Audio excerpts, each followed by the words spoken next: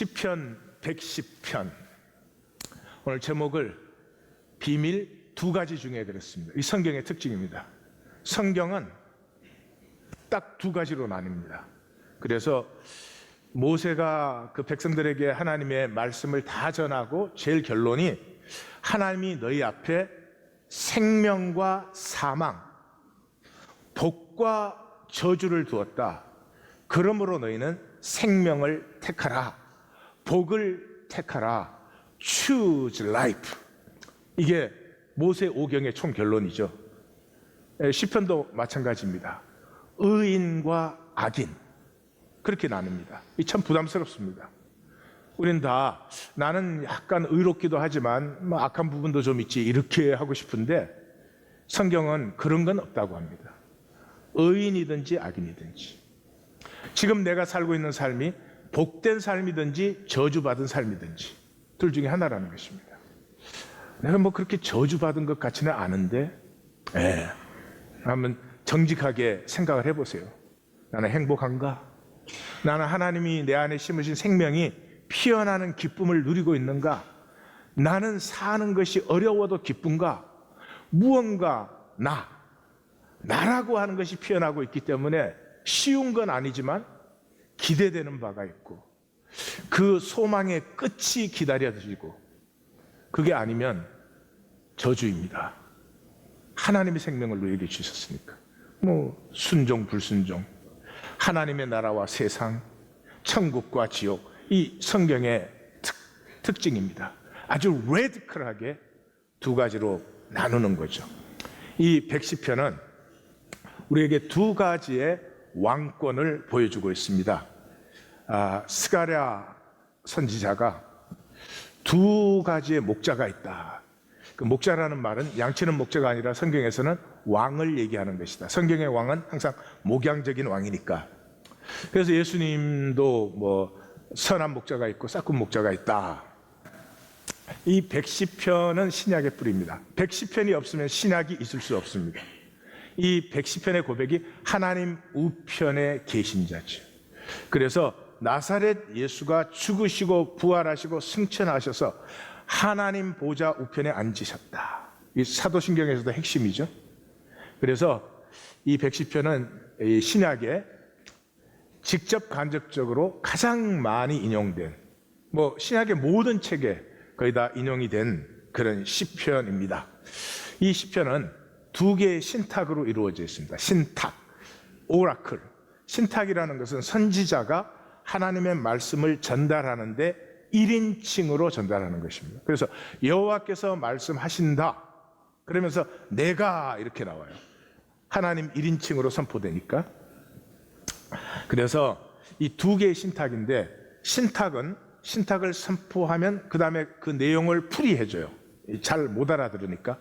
그 다음에 그 결과가 어떻게 된다, 내용이 어떻게 된다, 이렇게 신탁은 구조로 되어 있어요. 그래서 첫 번째 신탁은 1절에서 여호와께서, 저게 빨간색은 전부 하나님을 얘기하는 것입니다.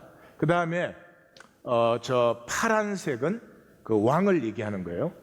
여호와께서 내 주에게 말씀하시기를, 지금 이제 유다의 왕을 메시아라고 합니다. 기름 부음 받은 자라는 뜻이에요. 근데 그 유다의 왕이 대관식 할 때, 왕으로 위임할 때 이 시편을 낭독하는 거죠. 그 하나님의 위임을 확증하는 거죠. 그래서 여호와께서 내 왕에게 말씀하시기를, 내가 내 원수들, 왕의 원수들로 왕의 발판이 되기까지 왕은 나의 오른쪽에 있으라. 어디에 있으라고요? 오른쪽에 있어야 돼요. 하나님의 오른쪽에 내가 있는가? 그 다스림을, 위임한 다스림을 나는 다스리고 있는가? 이렇게 점검하셔야 되는 거죠. 그러면 이제 그 내용은 뭐냐? 여호와께서 시온에서부터 주의 권능의 규를 내 보내시리니 주는 원수들 중에 다스린. 다시 말해서 하나님이 위임하는 왕권은 유다의 왕권이다. 유다의 왕을 세워서 원수들 중에, 이 세상 중에서 하나님의 뜻을 이루는 왕으로 내가 삼는다고 하는 것입니다 라고 설명을 해줘.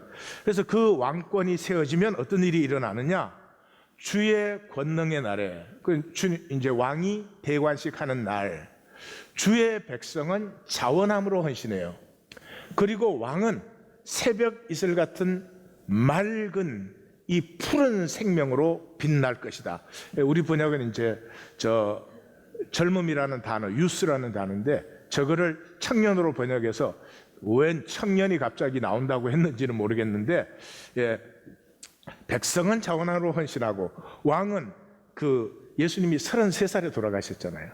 그러니까 생명의 절정기, 무르익었으면서도 맑고 푸른 기운이 있을 때, 그런 거죠. 그 왕은 그런 생명으로 이 왕과 백성이 하나가 돼요. 어디에서?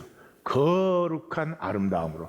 우리는 그 아름다움이라는 단어를 번역이 이제 청년들 그려 놓으니까 옷이라고 번역을 했는데 뭐 이해는 갑니다. 그런데 내용은 그런 것이죠. 그래서 하나님이 유다의 왕을 세우는데 그 왕의 다스림은 자신은 맑은 생명으로, 백성들은 자원함으로, 그래서 그 거룩한 아름다움을 이루어내는 그런 다스림을 다스려야 된다, 다스릴 것이다, 이런 거죠. 두 번째 신탁은 이제 4절에서 여호와는 맹세하고 변하지 아니하시라. 여기는 아까는 여호와께서 말씀하신다 그랬죠. 두 번째 신탁은 여호와께서 맹세한다, 변하지 않는다, 이렇게 이중으로 강조하는 것은 지금 이 신탁은 반드시 이루어진다, 그렇게 하나님이 스스로 맹세하는 거죠. 그 신탁이 뭐냐? 너는 멜기세덱의 서열을 따라, 서열보다는 반차가 나은 것 같은데, 서열 걸음 뭐 이렇게 1등, 2등 이런 의미가 있어서 멜기세덱의 반차를 따라 영원한 제사장이 되리라. 영원한 제사. 그러면 풀이는 뭐냐?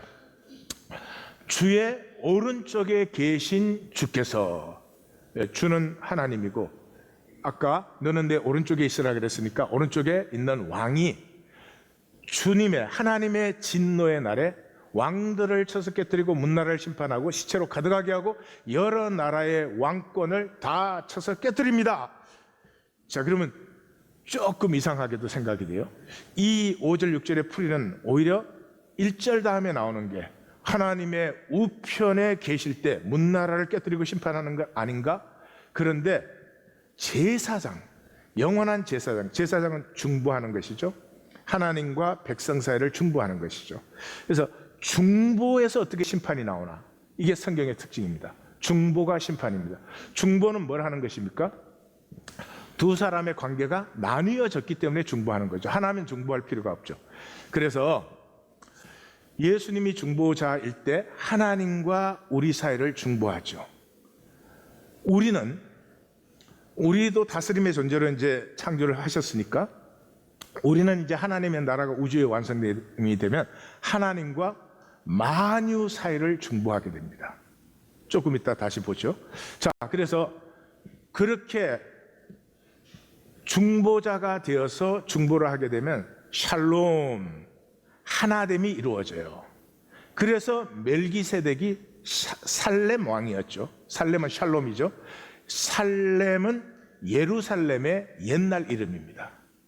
그래서 중보자가 되면은 샬롬, 하나됨을 이루는데, 이 하나됨을 거부한 사람, 단절된 사람들이 심판이 되는 거죠. 그래서 성경은 권능의 심판이 아니라 하나님이 하나로 다 부르시고 모으려고 하는데, 에고는 결코 하나가 되지 않습니다. 에고는 자기 독립왕국이기 때문에 하나 될 수가 없어요. 그것이 심판이다. 자, 그렇게 되면 어떤 일이 일어나느냐? 그의 길에서, 그의 길에서. 여기는 성경을 좀 읽은 사람이라야지 이 의미가 가슴에 탁 와요.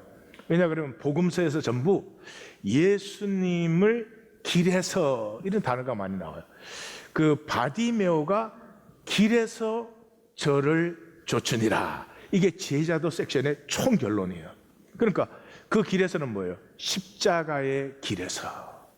누가복음은 이 제자들을 시작하는 부분에 저가 예루살렘으로 올라가시기로 굳게 결심하시고, 예루살렘 올라가서 십자가에 죽으시니까 굳게 결심하시고 그 길에 가는 모습을 계속 그리고 있습니다.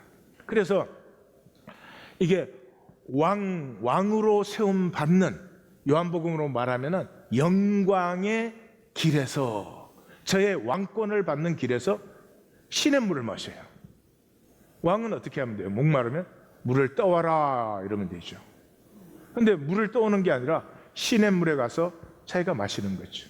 여기 이미지를 보시면은 그 다윗이 베들레헴 가까이 갔을 때, 베들레헴은 아직 적군에게 들어있을 때 그 어릴 때 마시던 샘물이 그립다고 하니까 다윗의 그 용사들이 가서 물을 떠오죠. 떠왔는데 다윗이 그 물을 못 마시죠. 받아 마시지 못하는 왕. 왕은 물뿐이겠어요? 척척척 시키면 이루어져야 되는데. 또 여기에서 수가성 여인의 얘기를 만나셨으면 아주 잘 만나신 것이, 예수님이 십자가의 길에서 이방 여인에게 물을 구걸합니다. 물을 얻으려고 합니다. 근데 그 물을 마시는 그 시간까지도 예수님은 이 여인을 섬기는 시간으로 만듭니다. 진정한 왕권. 세상의 왕은 뭘로 왕돼요? 일단 왕관을 써요. 왕복을 입어요. 그리고 왕이 움직이면 뒤에서 따라오는 사람이 많아야 돼. 예. 그 왕이나 조폭이나 비슷해. 예. 똘마니들이 많아야 왕이 힘이 있는 거야. 그리고 쫙 앉으면 만조 백관이 쫙 앞에 있어야지 왕이 되는 거지. 그건 가짜니까 그렇지. 가짜니까 왕관이 필요하고 내가 왕이야 하는 게 보여줄 게 필요하지. 진짜 왕은 왕인데 인격이 왕이어야지. 그의 길에서 시냇물을 마시는데 그 스트림 오브 더 브루크, 그 흘러가는 물을 자기가 떠서 마시는데 바로 그분이 하나님께서 머리를 드시는 진정한 왕이다. 신약의 뿌리가 될 만한 시편이죠. 자, 이 왕의 특징은 하나님께서 위임하셨다 하는데 첫 번째 특징이 있죠. 이 얘기를 딱 들으면 우리는 벌써 이게 무슨 유다의 왕만의 얘기가 아니라 우리 얘기구나 하는 걸 알 수 있어요. 성경의 특징은 인간론이에요. 너희가 얼마나 복된 존재인지, 너희가 얼마나 아름다운 존재인지를 알려주고 싶어하는 책이에요. 그래서 내가 내 아름다움을 알면 절대로 천박하게 살지 않습니다. 내가 얼마나 귀한지를 알면은 당연히 복되게 살아갑니다. 하나님이 만유를 다스리는 다스림을, 인간을 창조하시고 우리에게 위임하셨잖아요. 그 베드로 사도는 이 110편을 아시는 분이에요. 너희는 택하신 족속이요 왕 같은 제사장이에요. 110편의 첫 번째 신탁과 두 번째 신탁을 하나로 만들었어요. 거룩한 나라요. 우리가 하나님의 나라예요. 그의 소유된 백성이니 황제에게 속하지 않았어요. 세상 찌질한 권세에 속하지 않았어요. 너무나 놀라운 거죠. 그래서 110편에서는 백성은 자원하고 왕의 그 맑고 푸른 생명이 하나됨으로 말미암아 거룩한 아름다움을 피워내는, 그 다음에 멜기세덱의 반차를 가지고 영원한 중보자가 돼요. 만유를 중보하는. 그래서 로마서 8장은 그래요. 만물이 지금 신음하고 있어요. 말할 수 없는 탄식을 해요. 무엇을 기다려요? 하나님의 자녀들의 영광의 자유가 나타나기를. 왜? 종노릇하고 있으니까. 뭐에? 에고에. 이 에고로 세상에 종노릇하느라고 이 복된 생명이, 복된을 누려보지도 못하고 그냥 사는 게 힘들고 허덕여요. 겉으로 멀쩡한 것 같지만 속으로 생명의 기쁨을 누리는 이 아침, 새벽 이슬 같은 맑고 푸른 생명을 만나기가 힘들어요. 그래서 이 제사장적 이 중보의 권세를 가지고 하나님의 샬롬을 온 우주에 이루는 사람이에요. 그래서 이 사람에게, 이 다스림을 위임받은 왕에게, 우리에게 현세와 종말적 권세가 함께해요. 첫 번째 신탁에서는 이 세상 원수 가운데 있음에도 불구하고 하나님의 우편에 있는 이 권세로 말미암아 다스림이 뿐만 아니라 하나님의 역사가 때가 이르렀을 때 모든 것을 심판 후에 이 하나님 나라의 중보를 담당하는 그래서 성경에서는 금세와 내세의 복이 있다, 이런 말이 나오는 거예요. 말씀을 바울이 죽기 전에 디모데에게 마지막 보낸 편지에서 말씀을 경외하면 금생과 내생의 약속의 복을 누린다. 예수님께서는 나와 말씀에 헌신한 자, 말씀에 자기를 내어준 자는 현세에서도 100배나 복을 받고 내세에 영원한 복을 받는다. 수식어가 아닙니다. 금세 100배 받는다니까 예수님이 표현을 그렇게 하신 거겠죠. 아니요. 실제로 생명을 아시면 100배가 뭡니까? 무엇보다 이 왕은 7절에 그 겸손한 모습으로 이 신탁이 마감되어집니다. 그래서 스가랴 선지자는 시온에 따라 하나님의 백성들아 크게 기뻐하라. 예루살렘의 백성들아 철거히 불러라. 내 왕은 공의로우시며 구원을 베푸시나니. 구원을 베풀려면 희생이 반드시 있어야 됩니다. 구원을 베푼다는 것은 생명을 피어나게 하는 것입니다. 일깨우는 것입니다. 부모가 희생 없이 자녀의 생명이 피어나겠습니까? 그렇기 때문에, 생명을 피워내기 때문에 겸손합니다. 그래서 낙의 새끼를 타고 들어오는 이 왕, 세상은 알지 못하는 왕을 우리에게 보여주고 있습니다. 왜 그런 왕을 우리에게 다시 보여주고 왕으로 위임 때마다 확인시켜 주죠? 세상의 왕들이 다르니까요. 진짜 왕이 아니니까 병마를 많이 두어야 됩니다. 내가 이렇게 힘이 있다, 이걸 과시해야 됩니다. 그 다음에 애굽으로 결코 돌아가지 말라 그러는데 계속 애굽으로 돌아갑니다. 뭐 때문에요? 돈 벌러 가는 거죠. 솔로몬은 무기 중개상이었어요. 솔로몬의 그 비즈니스 중에 메인 아이템이 무기 중개였어요. 북쪽에서 병거, 전차 사서 남쪽에 팔고, 남쪽에서는 말 사서 북쪽에 팔고, 이게 가장 큰 수입원이었죠. 은금을 많이 쌓는 게 목적이에요. 그게 어떻게 왕일 수가 있어요?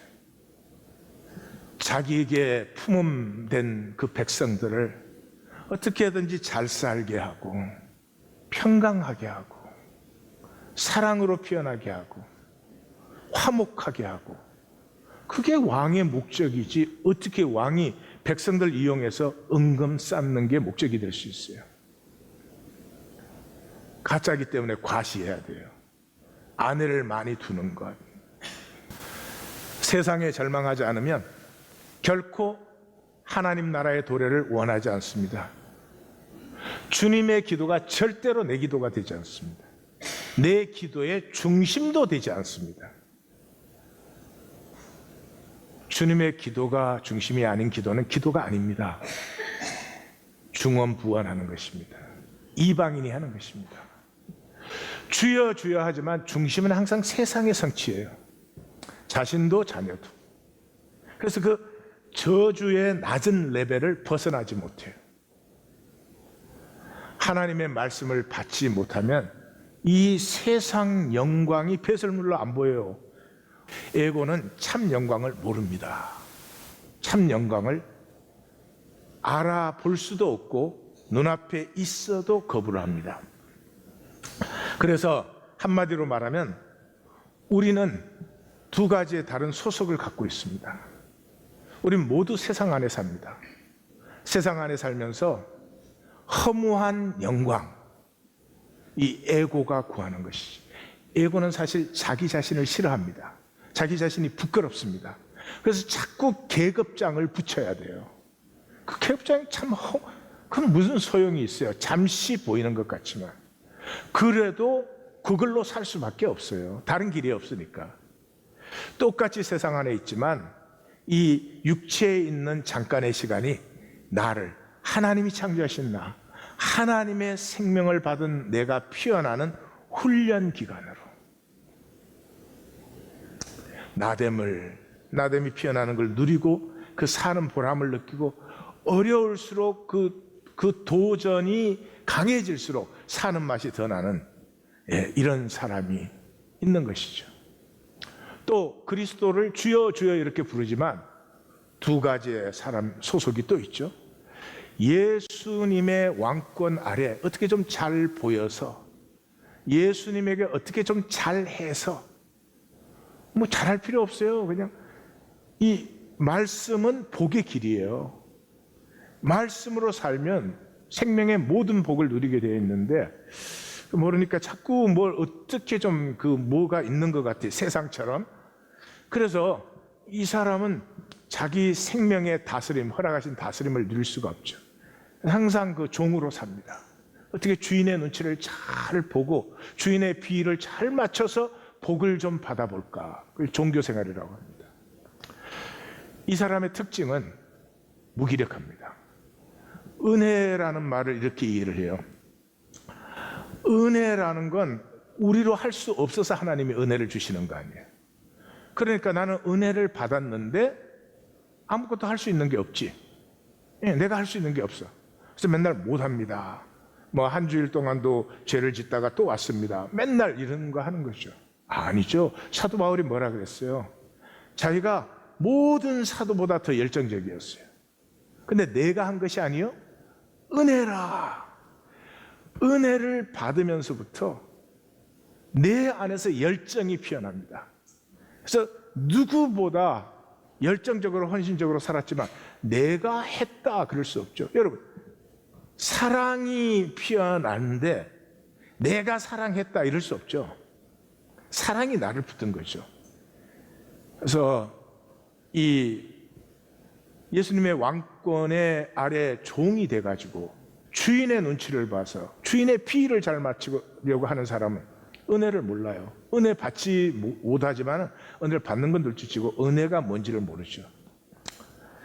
그렇지만 예수 그리스도 왕권 안에 이 하나님 우리를 창조하시면서 주신 다스림, 이 다스림을 누리는 사람이 있죠. 이 생명을 산다 그러는 거죠. 그래서 그 안에 en Christos, in Christ, 이 in이란 말이 신약 성경에 2800번이 나옵니다. 그러니까 어마어마한 얘기예요. 자, 우리는 육체로 사는 동안은 에고로 살 수밖에 없어요. 육체 안에 있는 동안 에고가 죽거나 없어지거나 그러지 않아요. 에고로 살 수밖에 없어요. 그러면 에고로 살 수밖에 없는 우리가 어떻게 에고를 다스릴 수 있느냐? 에고에 사로잡히지 않고 다스릴 수 있느냐? 에고의 목적은 힘이에요. 사랑까지도 힘을 위해서예요. 그래서 에고는 네가 나 사랑하면 네가 내 편 되어줘야 돼 이래요. 끼리끼리. 예. 사랑이 뭔지를 모르죠. 에고는. 생명의 목적은 사랑이에요. 그래서 죽어도 좋아요. 이 두 가지가 얽혀서 우리의 삶의 이야기를 피워내는데 대부분 에고로 그냥 살아버려지죠. 그러면 그건 생명이 아니죠. 생명으로 산다는 것은 대부분을 에고로 살지만 사랑의 방점을 찍는 생명의 용기, 그 순간이 있는 거죠. 그래서 이 사랑의 방점을 찍는 삶은 그런 얘기를 하죠. 내 때가 아직 이르지 아니하였도다. 이 사랑의 방점은 인생에 큰 것도 있고 작은 것들도 있어요. 내 때가 이르지 아니하였다. 그 말은 내가 그냥 사는 게 아니고 내 때를 향해서 살아가고 있는 거죠. 대부분의 사람은 자기 때가 없어요. 그냥 바쁘게 살아요. 그냥 바쁘게 살아요. 돌아보면 다 허무하게 떠내려간 신기루 같은 삶이죠. 생명으로 산 것은 영원한 기억이 됩니다. 이렇게 돌아보면 몇 초 사이에 싹 지나가는, 그렇게 되지 않습니다. 하나하나가 영원해서 그 기억이 딱 들어오는 순간에 그 기억 안에 한없이 머무를 수도 있습니다. 그러한 기억은 에고로 살았음에도 불구하고 사랑의 방점을 찍는 용기에서 피어나는 거죠. 그래서 그 용기에서 초월이 일어나 에고로 산 시간까지도 영원하게 만드는 것이죠. 영생을 누리십시오. 자, 이 에고는 힘을 잃지 않아요. 이 에고가 힘을 잃을 때는 우리가 그리스도 안에 있을 때예요. 내가 예수 이름으로 다스립니다. 내가 그리스도 안에 있습니다 하는 이 고백에서 에고는 순식간에 힘을 잃어요. 그래서 성경의 아내가 2800번 신약에만 나오는 거예요. 이거의 복음서가 요한복음이에요. 그래서 요한복음 읽어보시면 너희는 내 살을 먹고 내 피를 마시는 자는 내 안에 거하고 나도 그의 안에 거한다. 내 안에 거하라. 너희 안에 나도 거하겠다. 너희가 내 안에 내가 너희 안에 거하면 많은 열매를 맺으리라. 이것을 가장 잘 만난 사람이 바울이에요. 그래서 바울은 기뻐하는 것까지도 심지어 주 안에서 기뻐하라. 그래요. 그래서 모든 것이 안에요. 그래서 그리스도 안에 있으면 새로운 피조물이라. 이전 것이 지나갔다. 그리스도 안에서 은혜의 풍성함을 따라 구속, 죄사함을 받았다. 우리의 성령을 받았다.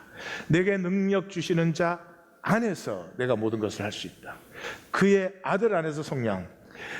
너는 그리스도 예수 안에 있는 은혜 가운데서 담대하라. 로마서 8장의 클라이막스죠. 이제 그리스도 예수 안에 있는 자에게 정죄함이 없고 그리스도 예수 안에 있으면 생명의 성령의 법으로 살고 죄와 사망의 법에서 자유함을 얻었다. 그리스도 안에 있는 길 외에 내 에고를 내가 다스릴 수가 없습니다. 자, 인간은 110편에 이제 두 가지의 왕권을 얘기하는데 인간은 다스림의 존재로 창조됐죠. 창조하시고 복을 주신 다음에 모든 걸 다스리라 이랬죠. 그래서 우리는 다 왕으로 살고 있습니다. 우리는 다 왕입니다. 그리스도 안에 있으면 하나님의 형상의 다스림을 하고 있을 것이고 그리스도 밖에 있으면 에고가 왕노릇하죠. 성경을 보시면 전부가 두 가지예요. 이김도 두 가지의 이김이 있어요. 요한계시록이 시작되면서 지상에 7교회가 나타나죠. 거기에 이기는 그에게는 생명의 면류관을, 이기는 그에게는 새 이름을, 이기는 그에게는 성전의 기둥이 되게 하리니, 이게 7번 나오죠. 그것이 끝난 다음에 이기고 또 이기려 하는 에고의 이김이 나와요. 이게 나오면서부터 18장까지 환난이에요. 에고는 환난을 일으켜요. 자기 삶에도 환난을 일으키고 이웃에게도 환난을 일으키고 그래요. 그래서 열쇠가 내가 참된 이김이냐 가짜 이김을 누리느냐 하는 열쇠가 어디에 있어요? 내가 그리스도 안에 있느냐 밖에 있느냐예요. 그래서 왜 세상에 환난이 저렇게 펼쳐지느냐? 벌써 이 요한계시록을 쓰고 있을 때 교회가 하나님 밖에 있어요. 주님 밖에 있어요. 그러니까 교회 밖에 주님이 있고 주님 밖에 교회가 있어요. 그래서 이 7교회의 총 결론이 뭐예요? 볼지어다 내가 문 밖에 서서 두드리노니 내 음성을 듣고 문을 열면 내가 그에게로 들어가 우리가 하나 된 삶을 살리라 하는 거죠. 인도자도 두 인도자가 있습니다. 나는 선한 목자라. 선한 목자는 양들을 위해서 목숨을 버리거니와 내 양은 내 음성을 들어요. 내 말씀을 만나요. 나는 그들을 알고 그들은 나를 따른다. 이런 따름이 있는가 하면 또 다른 따름이 있어요. 에베소서 2장에서 그때 너희는 그 가운데 행하여 이 세상 풍조를 따르고 공중의 권세 잡은 자 사단이 하늘에서 쫓겨나서 지금 요 공기 있는 Kingdom of the Air, 이 공기가 있는 지구에서 거짓으로 왕노릇을 하고 있어요. 그 거짓 왕노릇을 따르는 거죠. 그래서 불순종의 역사가 이 땅에 일어나는 이유가 바로 거기에 있다. 그것을 다시 설명을 해줍니다. 그것이 무엇이냐? 육체의 욕심을 따라. 육체의 욕심을 따라 살게 되면은 겉으로는 멀쩡해요. 다들 뭐 선을 행하고 좋은 일을 하려고 하고 하지만 사실은 껍질만 벗기면 그 본질은 진노의 자녀이다. 그래서 이 에고의 왕권은 바로 그런 일을 해요. 욕심을 따르게 해요. 욕심으로 복될 수는 없죠. 예. 에고의 왕권은 첫째 절대 왕권입니다. 에고가 왕인 이상 다른 어떤 것도 왕으로 인정해 줄 수 없습니다. 그 에고가 뭘 섬겨요? 에고의 신은 돈이잖아요. 그래서 예수님이 하나님과 돈을 겸하여 섬기지 못한다 그랬죠. 겸하여 섬기지 말라고 하지 않았어요. 우리는 그걸 착각을 해요. 내가 하나님도 섬기지만 뭐 돈도 좀 필요하지 이런 식으로. 아니요. 이 왕권은 둘 중에 하나예요. 절대 왕권이에요. 에고는. 두 번째 에고는 이 자기 중심성의 문제예요. 우리가 선을 행해요. 지난주에 우리가 시편 146편 봤잖아요. 영원히 진실하시고 정의로 심판하시고 줄인 자를 먹이시고 가난하고 억눌린 자를 회복해 주시고 자유케 해주고 의인을 사랑하시고 악인을 심판하시는 하나님. 우린 다 그렇죠. 당연히 그래야지. 그게 좋은 거죠. 그렇지만은 내 문제가 되면 어떻게 돼요? 나는 진실하지 않아도 축복해 주시고 나는 의를 살지 않아도 사랑해 주셔야 되고 나는 악을 행하고 악한 생각을 하고 심지어 악한 말을 하는데도 하나님은 나를 사랑해 주셔야 되고 이 에고는 참 선한 일도 하고 선한 생각도 하고 좋은 짓거리도 하고 그러죠. 그렇지만 다 자기를 위해 이 자기 중심성이 에고의 문제다. 에고의 가장 큰 문제는 복을 거부하는 거예요. 하나님은 복이시고 우리를 복되게 창조하시고 우리가 복을 누릴 때 행복해 하십니다. 하나님은 복 주시길 원해. 교회를 다니든 안 다니든 하나님은 이 모든 세계 사람이든 나무든 다 복되기를 원해요. 절대 하나님은 복을 안 주시는 하나님이 아니십니다. 예수님도 그러잖아요. 선인과 악인에게 똑같이 햇빛과 비를 내리신다 그러시잖아요. 우리가 못 받는 것도 아니에요. 하나님이 주시는 복을 우리가 받을 능력이 없어서 그것도 아니에요. 복을 거부합니다. 복된 길을 거부합니다. 하나님의 복이라고 하는 것은 상당히 높은 에너지예요. 심지어 저주가 와도 누가 나를 뭐 음해하고 거짓말을 해도 그게 리액트하는 것이 아니고 모든 건 하나님 안에 있으니까 오히려 내 안에서 복으로 돌려보낼 수 있는 거. 이게 복이죠. 그러므로 복은 에너지 레벨이 높아요. 근데 우리는 그 말씀의 높은 에너지의 길보다는 낮은 에너지, 천박한 기제를 선호해요. 낮은 에너지가 편해요. 제가 그 한국신문을 보는데 한국신문을 보면 이게 무슨 언론인지 뭔지 이제 그런 생각을 많이 합니다. 저희 아버지 때부터 그 이름으로 오던 거 계속 와서 이제 보고 있어요. 보고 있는데 전에는 그 한국신문 뒤에 만화가 있었어요. 너무너무 기다렸어요. 그리고 신문을 보면 제일 재밌는 섹션이 만화 섹션이었어요. 근데 여기 만화가 없어. 별로 기다려지지가 않아. 왜 만화가 좋을까요? 만화 읽는데 높은 수준이 필요합니까? 그냥 재밌게 읽으면 돼. 쉬우니까. 그걸 나무라는 게 아닙니다. 우리의 삶은 그래요. 그럼에도 불구하고 그거로만 살아버리면 이 스스로의 존귀함은 다 갖다 버리는 거죠. 실제는 항상 에너지 레벨이 높습니다. 아내의 가슴을 만나면 그것은 상당한 높은 레벨을 필요합니다. 그 피하기는 쉬워요. 저 여자 뭐 그런 여자지 뭐. 딱 박스 속에 딱 가둬버려요. 내가 만든 박스 속에 가둬서 내 마음대로 올렸다 내렸다 뭐 옮겼다 마음대로 하겠죠. 모든 실제를 다 개념화 시켜버려요. 가인의 의식이죠. 피하고 유리해요. 실제는 만나지 않아요. 그래서 말씀도 은혜도 구원도 죄도 하나님 나라도 하나님도 만나본 적이 없죠. 예스, 지식으로 다 이해합니다. 그러나 실제를 만나본 적이 없죠. 자, 이렇게 되면은 가장 안타까운 것은 나됨을 내가 피해요. 내가 자기중심적이라는 건 이제 욕심을 부린다. 아까 욕심을 따른다 그랬죠.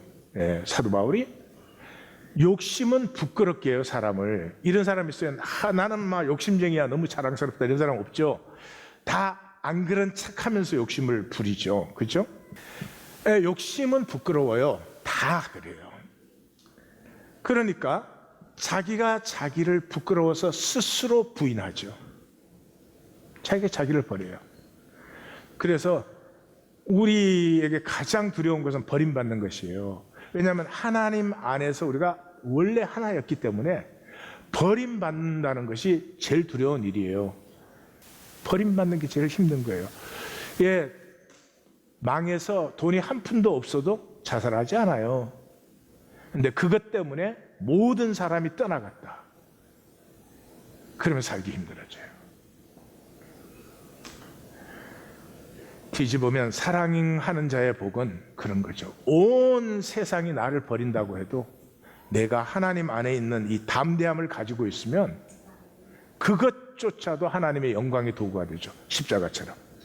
자, 이 에고의 절대 왕권 문제, 이 속이는 왕권, 모든 사람이 진정한 왕으로 그 길에서 시냇물을 떠마시는 게 아니라 왕관을 쓰고 솔로몬처럼 국고성, 병고성, 왕궁, 신전, 솔로몬이 지은 건 성전이 아니에요. 거기에 이 신명기가 말하는 대로 하나님이 말씀하시는 대로 지은 건 하나도 없어요. 신전이지 성전이 아니죠. 성전을 줘요. 왜? 자기 위세를 과시하기 위해서. 모두가 그것을 원하는 세상에 진정한 왕권, 나의 인격이 왕다운, 나의 인격이 하나님을 닮아 사랑의 다스림을 가지고 있는 그런 왕권을 누리기는 어렵든지 불가능하든지 길은 하나입니다. 말씀을 만나면. 말씀을 만나면 에고의 뿌리가 상합니다. 그래서 창세기 3장 15절에는 사실 여기에 성경은 다 들어있죠. 여자의 후손이 사람이에요. 남자의 후손은 사람이 아닙니다. 이렇게 말씀드리면 당황하실지 모르겠지만 하나님이 사람을 만드셨을 때 여자 통해서 낳지 않았죠. 하나님이 만드셨죠. 그런데 창세기 3장 이후의 사람은 전부 남자의 후손으로 태어났죠. 그래서 성경을 보시면 엄마의 이름으로 낳았다고 하지 않습니다. 아버지의 이름으로 낳았다고 돼 있어요. 우린 다 남자의 후손이기 때문에 우리는 사람이 될 수 있는 가능성도 있지만 그 자체로는 사람이 아닙니다. 그럼 우리가 뭡니까? 에고입니다. 우리는 뱀의 후손이죠. 뱀의 말을 들었죠. 요한복음 8장에서는 예수님께서 너희 아비 마귀, 너희는 그의 말을 듣는다, 그의 거짓을 따른다, 이렇게 말씀하셨죠. 그래서 우리가 예수님이 완전한 사람이자 완전한 하나님이라고 고백을 할 때, 예, 사람 그러면 누가 사람인가를 보려면 우리를 보시면 안 돼요. 예수님을 보셔야 됩니다. 그 예수님이 하나님이 창조하시고 하나님이 다스림을 위임하신 사람의 진정한 모습을 가지고 있기 때문에. 그래서 그 사람은 반드시 뱀의 그 머리를 상하게 합니다. 머리라는 저 말은 그 카파레이 하는 단어인데 어뜸이라는 단어예요. 그래서 머리도 되고 뿌리도 되고 양쪽으로 다 번역되어 있는 단어입니다. 그래서 그 뿌리를 근원을 상하게 해버립니다. 그러나 뱀의 후손은 우리의 발꿈치나 상하게 하는 것이죠. 상처를 줄 수 있습니다. 그러나 멸망시킬 수는 없는 것입니다. 그래서 말씀을 만나면 에고의 뿌리가 상함으로 말미암아서 이 말씀이 약속하고 있고 말씀이 축복하고 있는 그 말씀의 생명, 하나님의 생명이 피어나는 거죠. 그래서 생각에서 성찰로 전환이 됩니다. 우리의 생각은 뭐 다 자기 정당하죠. 다 무슨 일이 있어도 서로 자기를 정당화하려는 게 생각이지 뭐 내가 죄인입니다 이런 거 됩니까? 안 되죠. 그러나 생각을 생각하기 시작할 때, 성찰이 열릴 때 우리의 절망을 만나죠. 내가 살고 싶은 삶이 결코 이것이 아닌데, 이것이 내가 되고 싶었던 내가 아닌데, 로마서 7장을 만나죠. 원하는 바 선은 행치 아니하고 원치 않는 바 악은 행하는도다. 이 절망을 만나야 로마서 8장이 열리는데, 이 생명의 성령의 법의 자유가 열리는데, 에고는 절대 절망을 안 만나려고 하죠. 피하죠. 그러므로 말씀이 임할 때만 우린 절망을 해요. 그래서 히브리서 4장 12절 13절 우리가 잘 아는 말씀인데, 하나님의 말씀이 임하면 혼과 영과 간절과 골수 우리의 에고의 껍질을 찔러 쪼개고 우리의 마음의 생각과 뜻을 판단해요. 그 다음에 우리 속에 들어있던 것이 벌거벗은 것처럼 드러나게 해요. 여러분, 우리가 감추고 있으니까 우리의 본 모습, 우리의 생각, 우리의 욕심, 이게 다 감추고 있으니까 서로가 그래도 웬만하게 견뎌내는 거지, 만약에 우리 속에 들어있는 미움, 다툼, 시기, 질투, 악, 음란 이런 것이 만약 그대로 드러난다면 어떻게 우리가 서로 뭐를 할 수가 있겠어요? 그러니까 내가 나에게 절망하는 것은 가리고 있기 때문에 그렇지만 그게 판단되어지고 드러날 때 우리가 절망을 만나게 되죠. 자, 이렇게 해서 말씀이 임하면 에고의 뿌리가 어지러운 에고의 뿌리가 깨어지면서 중심이 잡히기 시작해요. 이 중심이 잡히기 시작하면 나를 비로소 사랑하기 시작합니다. 에고는 자기를 사랑하지 않아요. 자기가 부끄러워. 자기로는 절대 안 돼. 돈을 더 벌면 출세를 더 하면 어떻게 되면 이럴지 모르지만은 절대로 자기를 사랑하지 못해. 에고의 핵심이 이 가짜 자기니까 진짜 자기를 너는 안 돼 이렇게 해야 되는 거죠. 근데 이게 말씀이 임해서 중심이 잡히면서부터 하나님을 사랑하는 것은 하나님이 사랑하는 나를 사랑하는 것이 돼요. 그래서 어떤 것보다 나보다 소중하지 않아요. 이런 왕관을 가져라, 저런 껍질을 가져라, 이런 성취를 이루어라, 다 좋죠. 좋지만 그것보다 더 중요한 건 나예요. 그래서 다스림의 권세가, 다스림의 중심이 선명하게 세워지는 거죠. 그래서 사도 바울의 말을 한번 들어보세요. 무엇이든지 내게 유익하던 모든 것을 해로, 즉 손해라는 단어입니다. 이익이 되던 모든 것을 손해로 여기면 내 주 그리스도 예수를 아는 지식이 가장 귀하기 때문이라 내가 그를 위하여 모든 것을 잃어버리고도 배설물로 여김은 그리스도를 얻고 그 안에서 발견되려 함이니. 이 모든 것이 배설물 같아요. 이제 원하는 건 딱 한 가지요. 그리스도 안에 그 나를 이제는 더 알고 싶어요. 이 그리스도 안에 있는 나, 그것이 더 피어나고 싶어요. 그 안에서 발견되려 함이니.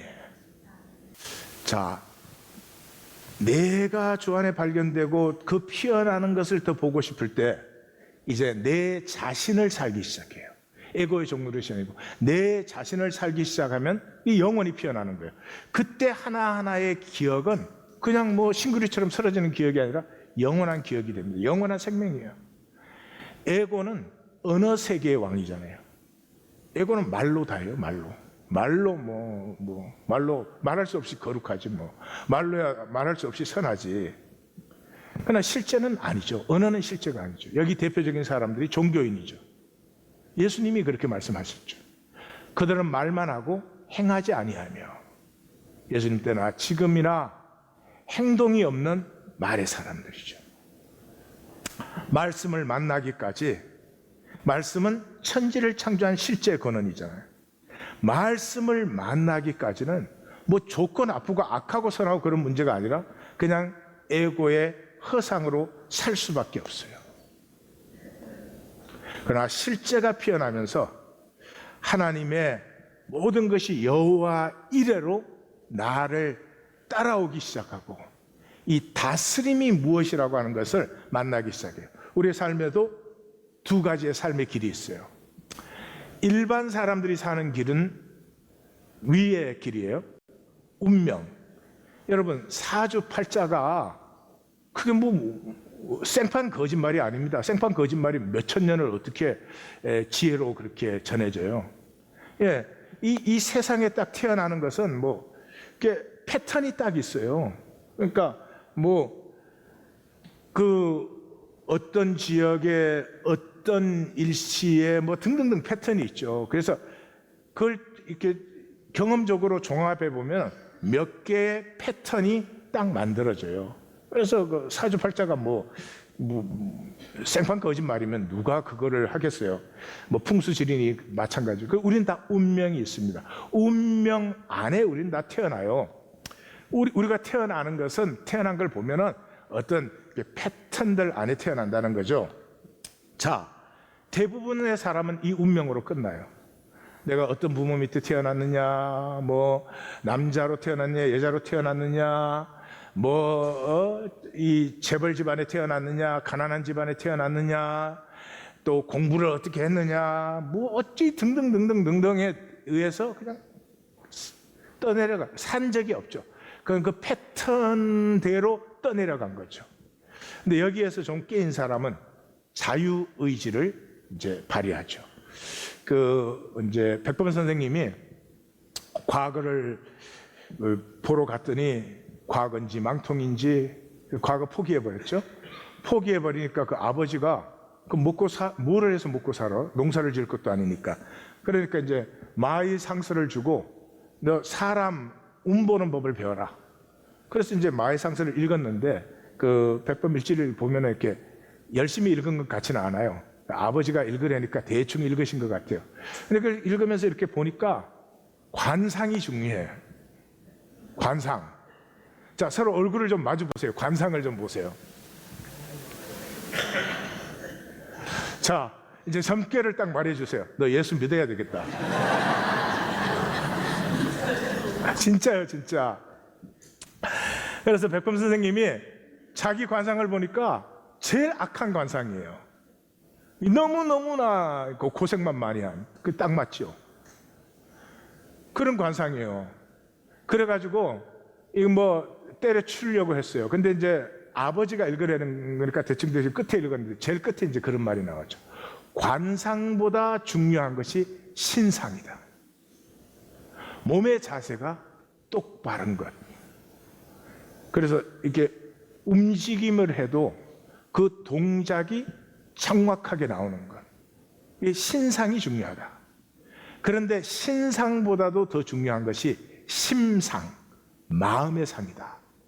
거기서 이제 소망을 본 거예요. 그렇지. 그럼 내가 관상이 좋지 않으니까 나는 마음의 상을 반듯하게 하리라. 이래서 백범 김구의 삶이 펼쳐지는 거예요. 자, 이제 그렇게 살면 자기의 마음을 잘 가꾸고 다루어서 살면은 운이 따라준다. 하늘은 스스로 돕는 자를 돕는다. 이게 운이 따라준다. 이게 일반인의 삶인데 운이 따라주기까지 사는 사람은 정말 극소수고요. 자유의지를 제대로 발휘하는 사람조차도 드물어요. 이 삶의 길을 사시든지 아니면 또 하나의 길이 있어요. 은혜를 만나는 삶이에요. 은혜는 절망해야 만난다고 지난주에 나누었습니다. 절망하지 않은 사람에게 은혜 필요하지 않아요. 도움이 필요하지. 도움이. 은혜는 간단합니다.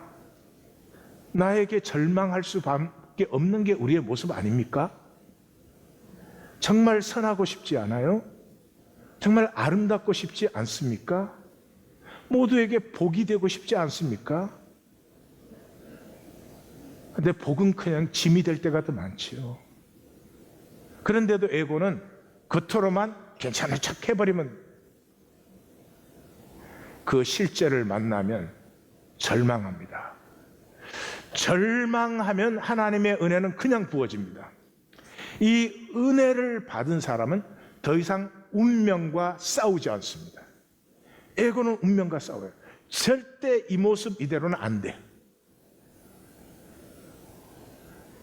그런데 지금의 나, 지금 현재의 나는 완벽한 나예요. 어떤 의미에서?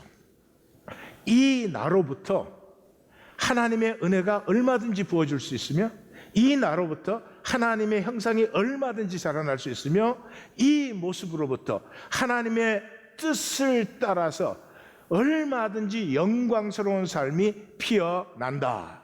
하나님을 대적했던 사울까지도 그랬죠. 그러므로 이 현재의 나를 받아들이셔야 돼요. 그런데 에고는 절대로 안 받아들여요. 안 받아들이니까 껍질로 가리는 거죠. 자, 지금 현재, 지금 이 현재는 그냥 있는 게 아니고 이 온 우주가 있으므로 이 현재가 있어요. 그러니까 이 현재를 못 받아들이고 현재와 싸우는 사람은 우주와 싸우고 있어요. 우주와 싸울 수가 없죠. 그러니까 거짓으로 자기 우주를 만드는 거죠. 그러던 우리가 은혜를 받으면 지금 현재 내 모습, 이 모든 것을 내가 그대로 품어 안습니다. 나를 불쌍히 여기고 나를 긍휼히 여기고 나로 이 모습으로 이 자리에 있게 하신 하나님의 뜻을 구하기 시작합니다. 그때로부터 욕심을 사는 것이 아니고요. 정말로 내가 원하는 것을, 정말로 내가 기뻐하는 것을, 다른 사람에게 잘난 척하기 위해서 사는 게 아니라 내가 피어나고 싶습니다. 에고의 하나하나의 발걸음에서 에고의 검이 쩡쩡쩡 가기 시작합니다. 그리고 나를 창조하실 때 하나님 예비하신 여호와 이레가 나를 따르기 시작해서 복의 근원이 되어서 내가 복될 뿐만 아니라 내 가족부터 시작해서 만물의 복이 되는 것입니다. 이 왕권이 하나님이 우리에게 허락하신 왕권입니다. 누리십시오. 누리십시오. 예수 이름으로 축원합니다. 누리십시오.